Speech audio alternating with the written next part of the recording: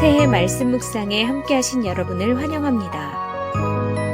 올 한 해도 하나님의 크신 은혜와 인도하심을 깊이 경험하는 복된 시간이 되시길 바랍니다.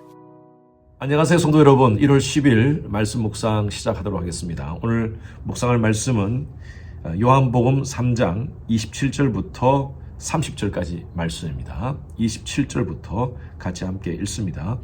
요한이 대답하여 이르되 만일 하늘에서 주신 바 아니면 사람이 아무것도 받을 수 없느니라. 내가 말한 바 나는 그리스도가 아니요 그의 앞에 보내심을 받은 자라고 한 것을 증언할 자는 너희라.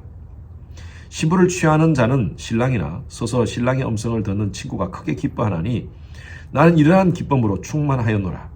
그는 흥하여야 하겠고 나는 쇠하여야 하리라 하니라.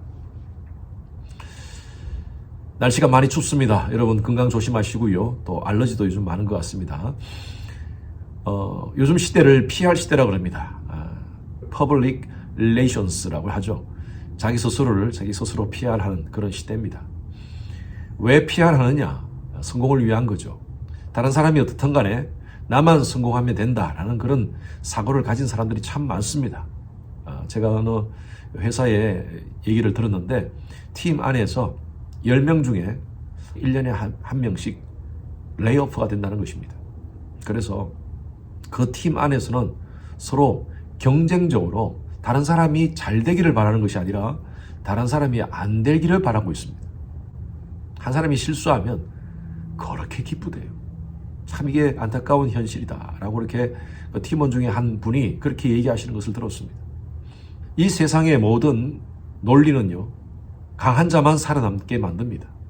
그래서 배려하고 이해하고 또 존중하는 그런 문화가 사라지고 있습니다.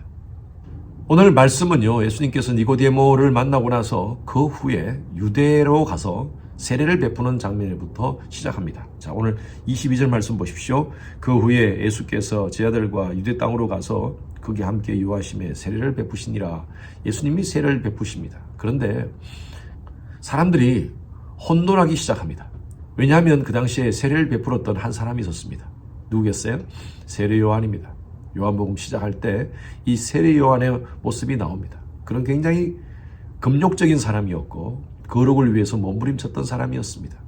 많은 사람이 그를 존중했고 또 그가 세례를 베풀 때 많은 사람들이 세례를 받으러 나왔습니다.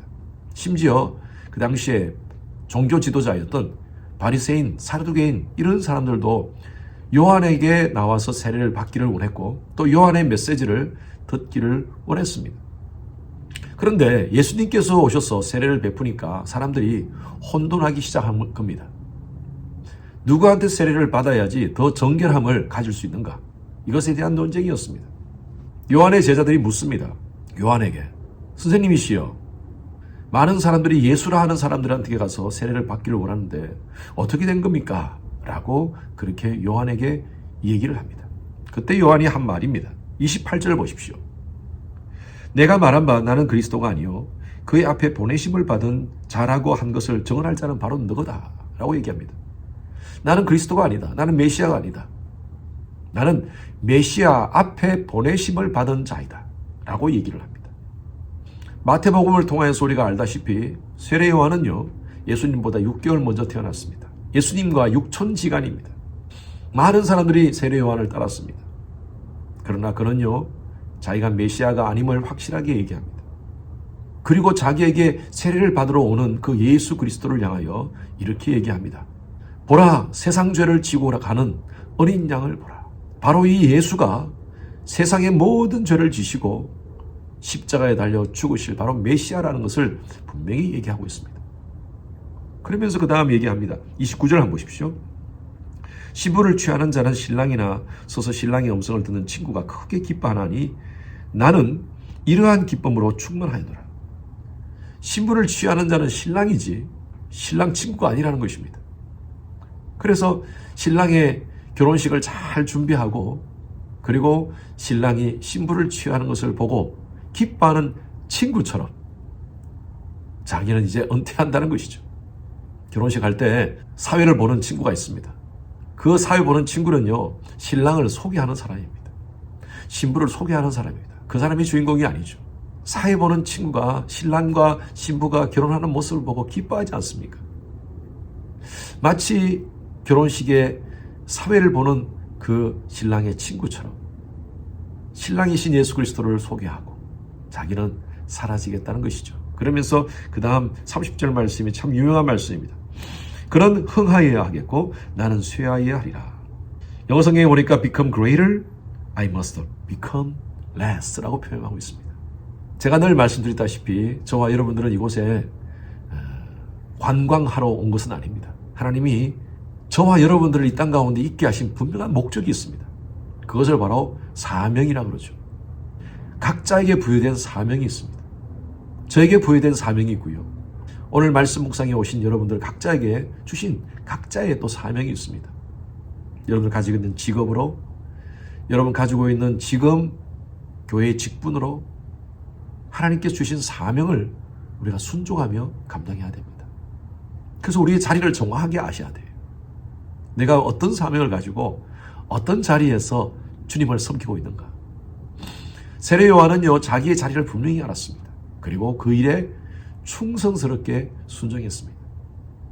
예수님께서는 마태복음 11장 11절에 보면 세례 요한을 향하여 여자가 낳은 자 중에 가장 큰 자라고 칭찬을 했습니다. 왜냐하면요, 묵묵히 자신의 맡은 사명을 순종하며 하나님께 영광을 돌리기 때문입니다. 우리 각자의 맡은 사명 묵묵히 감당합시다. 어떤 모습이든 내가 가지고 있는 달란트가 어떤 것이든 그것으로 하나님께서 맡겨진 일들을 순종하면 되는 것입니다. 요한복음 3장 마지막 말씀에 보면 이런 말씀이 있습니다. 아들을 믿는 자에게는 영생이 있고 아들에게 순종하지 않은 자는 영생을 보지 못하고 도리어 하나님의 진노가 그 위에 머물러 있느니라. 여기 보니까 믿음과 순종을 같은 의미로 사용했습니다.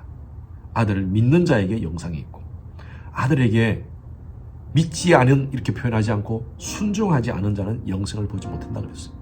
여러분, 바로 예수를 믿는다는 것은요, 예수님께서 주신 사명에 내가 순종한다는 것입니다.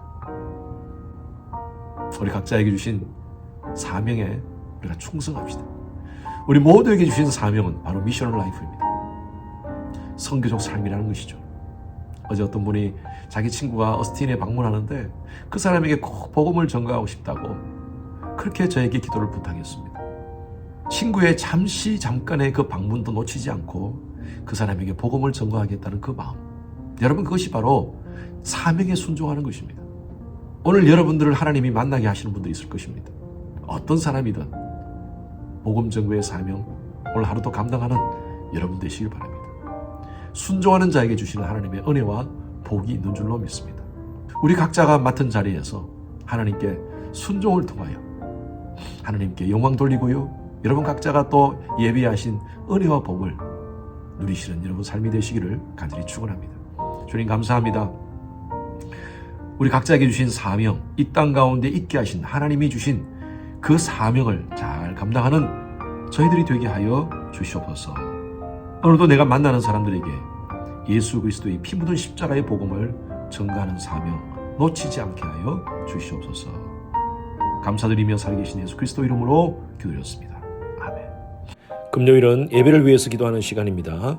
모든 예배를 위해서 기도해 주십시오. 주일 예배, 금요 예배, 또 우리 청년들 예배, 어린 아이들부터 모든 예배에 이르기까지 성령의 기름 부으심이 많은 그런 귀한 예배 될 수 있도록 담임 목사의 설교에 하나님께서 준비 가운데 함께 하시고 또 말씀을 선포할 때 은혜와 능력이 더하시도록 기도 부탁드립니다.